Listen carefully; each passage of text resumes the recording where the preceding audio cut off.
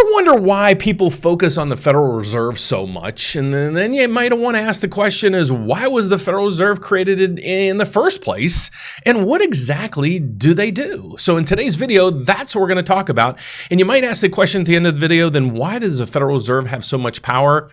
Great question. So my name is Dan Free. I do this report on a daily basis to inform you guys the economics behind real estate because I'm a mortgage advisor, have been doing it for over 30 years. I'm licensed in all 50 states as well as Puerto Rico. I'll give you my information at the end of this video if you're looking to get maybe pre-approved for your first house or maybe your first investment property, or maybe you might be looking to consolidate some bills because the inflation that we're having today is killing everybody's pocketbook. But without further ado, let's get over and take a deep dive into the Federal Reserve and then maybe what my expectations are for rates coming up, basically today, this week, and basically in the future, based on the news that we have today. So the first thing we want to do is go over to the headlines. 10-year treasuries, and this is just today, folks, 10-year treasury yields rise to start the week. Traders trading at near levels that we haven't seen since 2007. So what's the main reason behind a lot of this? Well, let's take a deep dive into the Federal Reserve, like I said.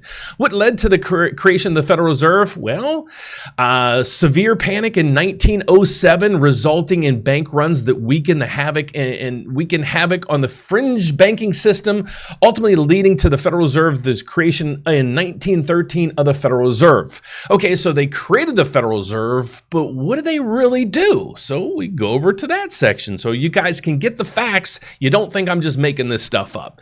Congress explicitly stated the Federal Reserve's goals should be maximum employment, so making as many people in the economy working as possible, stable pricing, and monetary long-term interest rates. So basically price stability controlled by interest rates. Okay, so that's what we really want to focus in on.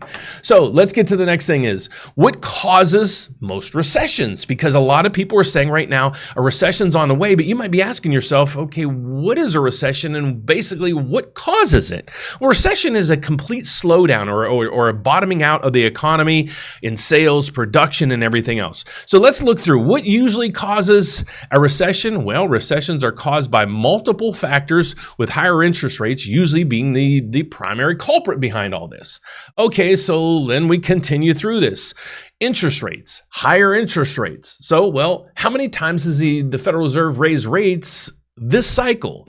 Well, unprecedented levels. So that's what's scaring the markets right now. Look, going back to just March of 2022, they had started increasing rates, and look, they increased 1, 2, 3, 4, 5, 6, 7, 8, 9, 10, 11, paused. And what are they going to do next? So they increased rates 11 times. They've never done that in history. So that's the concern that people have right now. So let's get over to this. So what we're going to focus in on now is we've learned why the Federal Reserve was created, what their mandates are, and what do they follow. So look at today's data. Look at the economic calendar for this week. It's loaded with information from the Federal Reserve. So if you're sitting on the sideline saying, what's the Federal Reserve going to do at the next meeting? This just today is going to give you a lot of details and basically, what direction they might be, poised to take. So let's get over to see what news is coming out this week. That might be affecting rates and might be affecting what the Federal Reserve does. So the first thing we have out is nothing's coming out today on Monday, and then here's what starts the week. We have building permits. That's going to help you and I determine, what's going on in the housing sector. Then we have consumer confidence. How confident are consumers? Because if they continue to be confident, they'll continue to spend, they'll continue to drive up prices on things. That's what the Federal Reserve doesn't want to do. Then we have new home sales. New home sales should be, or hopefully is a little robust. The analysts are expecting it to go down a little bit, as you can see through the numbers, but that's really the only catalyst right now in the housing market. Then we go down to core durable goods orders. How much stuff is people continuing to buy? Crude oil inventories, and then here's where we start getting into the nitty-gritty. GDP, that's how much production our economy is doing right now. How much goods and services are we producing? Initial jobless claims. Remember when you go back to the Federal Reserve mandate, why they were created? Well, they were created for, right through here, maximum employment and stable prices. Okay, so that's why we go back to our economic calendar. So we have initial jobless claims, we have pending home sales, and then Federal Chairman Powell speaks. Federal Chairman Powell, he's basically the head person of the Federal Reserve. So every time he talks, people listen. It's like that old investment commercial. When Merrill Lynch speaks, People listen. Okay, so if you're old enough to understand that, you get it. And then on Friday, we have the number one factor. This is the PCE. The PCE is the number one, I guess, inflation gauge that the Federal Reserve monitors.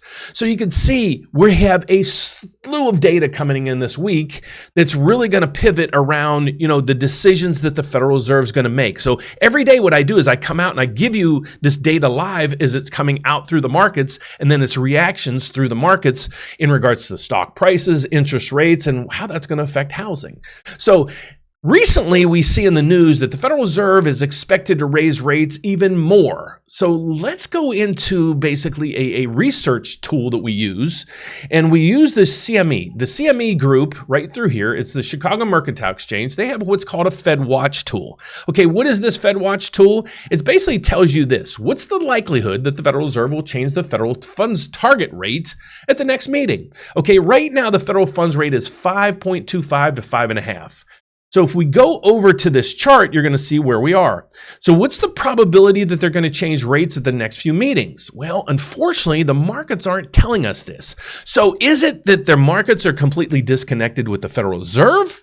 Or maybe the Federal Reserve is just coming out and not lying to us, but not really telling us all the truth when they say, oh, there's probably some more interest rate increases coming out. But it's going to be determinant on the data. And because that's why we watch the data on a daily basis, because we want to see what the Federal Reserve is saying. And then I can give you my ideas on, when you extrapolate that data out, should they really increase rates to slow down the economy, or are we okay right now, and should they take their foot off the gas pedal? So that's what we're looking at. So right now you can see at the November meeting, they aren't supposed to raise rates. There's a 76% chance that they will not, because the federal funds rate, like I said, is between 5.25 and 5.5. December, they're not. January, they're not. So there's really not, the markets are saying, no, the Federal Reserve is not going to raise rates. Actually, the next move that they're going to do is the pivot. You can see right through here. The next move is right down in here in July of next year that they're going to actually reduce rates. Now, this gauge changes every day. And if you look back, and this is what I do for you, if you look back into 2021, the Federal Reserve came out at that time and they says, we have no expectations, none at all, to increase rates until 2023. 2023. What did they do? Well, they actually came back through here. Let me find it. Sorry, folks. They came back through here, and in 11 times between 2022 and where we are today, they raised rates. So if you really look at what they say in the public eye, what they normally tell us isn't basically the same as what they normally do on a daily basis. So that's why we extrude the data out every day to figure out, based on the data that we have, what are they going to do? Unfortunately, there's no news out today, but the one thing I want to show you guys is what's going on with house prices, because a lot of people keep saying house prices are crashing and they're going to crash and they're inevitably have to crash. Well, if you're in an economics major, or you just know the fundamentals of Econ 101, when you look at supply and demand, here's the basic backbone of what's going on with housing right now. There's no supply. Okay, so if you have no goods or very few goods and services available, it really doesn't take much demand to get an equilibrium. That's why right now we haven't seen prices drop. And right here, here's where the numbers are. If you see the last drop, it was in 2008. It dropped 12%, and then it dropped a few years after that. But ever since that, it's been robust. And even in 2023, when people have been telling you since 2020 that the housing market's going to crash, what do we have? In 2020, we have markets up 11%, 2021, 18%, 2022, 4%, 2025, 2%. So where's the crash? You need to understand economics, even just economics 101. Now, what might happen if mortgage rates come down substantially? You might have a flood of existing homes come back in the market. That might put a little bit more supply into the market. That might be a catalyst of getting us either higher sales, more sales, I guess, or that might be a point where house prices come back down. But we won't know basically until that happens. So if you like my videos, all I ask you to do is I'm going to go over where mortgage rates are and how you can get a hold of me in a second. But if you like my videos, please check out my YouTube channel. It's the Rate Update with Dan Frio. I have thousands of videos here that we go over every day talking about mortgage programs, guidelines, how you can invest in real estate, how you can buy your first house. But we mainly focus on the economics behind everything. So let's see where mortgage rates are right now. Here's where mortgage rates are. This is where they ended on Friday. So these are the top 6 products people use when they're buying or refinancing a house. How these numbers are created? Well, basically Mortgage News Daily surveys lenders all over the country, and they ask them this question. If you had a first-time home buyer, somebody buying their first house, it was a primary home, where they're going to live, and it was a single family home. It wasn't a duplex or a 4-unit or anything like that. They weren't house hacking. And you have a 740 credit score. You don't need a 740 credit score to qualify, and they're putting 20% down. Well, you don't need 20% down either. You can get an FHA loan with 580 credit score with 3.5% of a down payment. So there's a ton of programs out there available for you guys. But this is basically where the rates would be if you fit in that criteria. Now, based on today's economic news, which isn't really anything, what's the markets doing? Well, usually in the market mornings lately, in the past couple weeks, they've been crashing in the morning. It's basically because of what's going on in Europe and this Central America, the Middle East, Russia, Ukraine, and all this other stuff.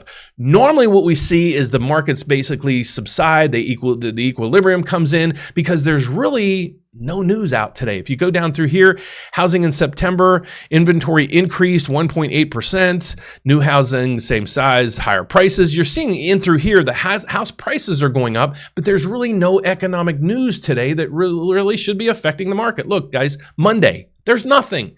So these adjustments should be adjusting. But what I want to focus in on here is why do I watch the screen, or why do I even bring it up? Well, great question.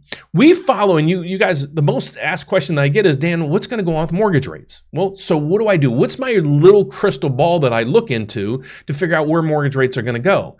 Well, it's not the 10-year treasury, which you're seeing over here, which a lot of people follow, is the mortgage-backed security bond. It's a mortgage bond trading on Wall Street that's yield is the biggest component of your mortgage rate. So why would you not watch that? So what this is telling you is what's going on with the price of the bond. The price right now is 97.05. It's down 47 ticks. All you need to know in this equation is as prices of bonds, the price of a bond goes down, the yield goes up. There's an inverse. I call it a yin yang. If one goes down, the other goes up. Okay, so if prices go up, rates are going to come down.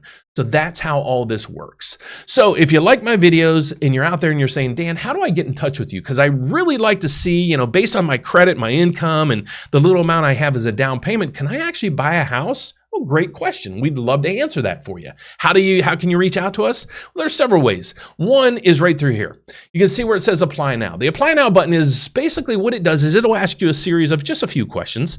Based on how you answer those questions, you'll be routed to the specialist on my team that specializes in your situation. But if you're out there and you're like, Dan, how can I reach you guys direct? Well, just go to the bottom of the screen right through here, and you're going to see ways to get in touch with us. You can give us a call at 844-775-5626, or you can even email me at dan@therateupdate.com. So if you find value in my channels and my videos and you like my channel, all I ask you to do is subscribe. Just go to The Rate Update with Dan Friel on YouTube. Give us a thumbs up, subscribe down there so every time I post a video, you get an alert. Thanks so much for watching, guys. God bless. Have a fantastic day. Hope to see you here tomorrow.